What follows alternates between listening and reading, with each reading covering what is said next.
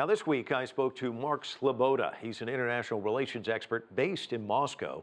I began by asking him how successful the U.S.-led coalition could be against ISIL without the help of Russia. Not very successful.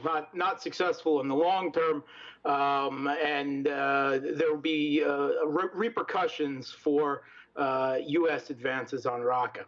But despite Russia's and Iran's presence not being included at the most recent anti-ISIS coalition, quote unquote, talks, it does appear now that there is some coordination on the ground around Manbij and also in the approach to Raqqa between Russian and Syrian government forces and U.S. forces, along with the U.S.-backed Kurdish SDF, the Syrian Democratic Forces. So while Russia's and Iran's presence was not felt, their voices were not heard at these recent talks, it does seem that on the ground there is now some at least limited military cooperation.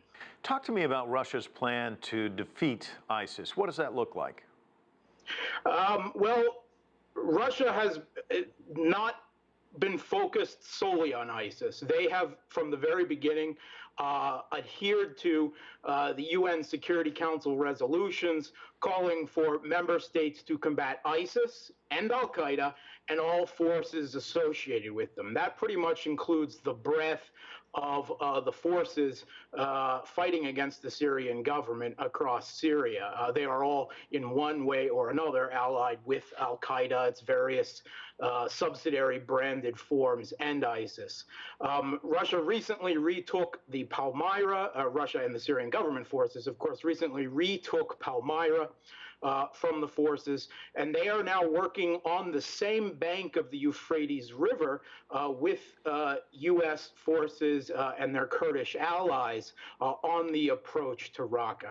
I have a feeling that Russia's and the Syrian government forces plan for defeating jihadists across Syria might focus next on Idlib province, which is, as most Western media concurs, for many years now, almost completely dominated by Al-Qaeda and its allies.